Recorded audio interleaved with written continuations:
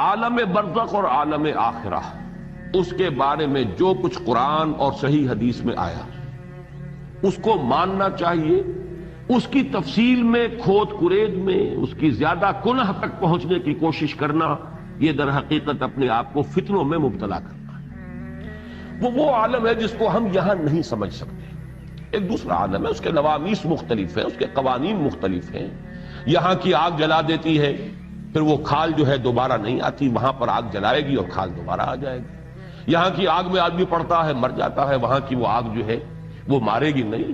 ثم لا يموت فيها ولا يحيا، ایسی حالت میں رہے گا کہ نہ زندوں میں ہوگا نہ مردوں میں ہوگا. تو ان کیفیات کو ہمیں اجمالاً جو کچھ آیا ہے قرآن میں صحیح احادیث اس کو ماننا ہے. باقی ان کی تفاصیل میں جانا یہ در حقیقت فتنے کو دعوت دینا ہے، اپنے آپ کو فتنے میں مبتلا کرنا ہے، اپنے پاؤں پر خود کلہاڑی مارنے کے مترادف. سورہ آل عمران کے شروع میں جو مضمون آیا ہے کہ اس قرآن میں دو طرح کی آیات ہیں، آیات محکمات، آیات متشابہات. یہ متشابہات جو آیات ہیں ان پر اجمالی ایمان رکھنا چاہیے، لیکن یہ کہ ان کی کنہ میں، ان کی ٹوہ میں، ان کی زیادہ تعویل تلاش کرنے کی کوشش جو ہے یہ خام خواہ انسان کو کسی غلط وادی میں یہ چیز جو ہے بھٹکا دیتی ہے اور فتنہ پیدا ہوتا ہے. اسی اعتبار سے اس میں چونکہ سجین کیا ہے، کتاب جو ہے وہ کس شکل کی ہوگی ہمیں کچھ معلوم نہیں. سورہ کہف میں جو نقشہ کھینچا گیا اس سے تو معلوم ہوتا بس کوئی ایک ہی کتاب ہے.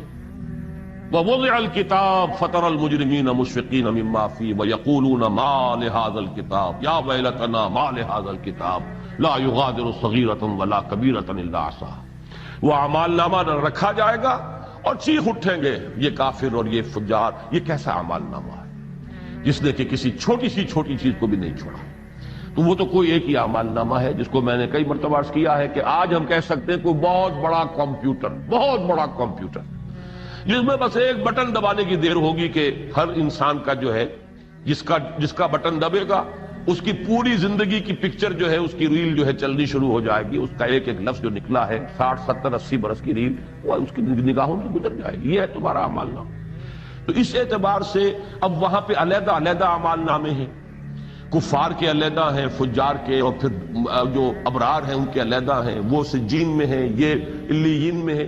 ان کی حقیقت کو یہاں سمجھنا ہمارے لیے محال ہے، ناممکن ہے. اجمالاً ایمان، یقین، تصدیق، لیکن یہ کہ تفصیل میں زیادہ اس کی ٹوہ میں لگنا در حقیقت فتنے کو دعوت ہے.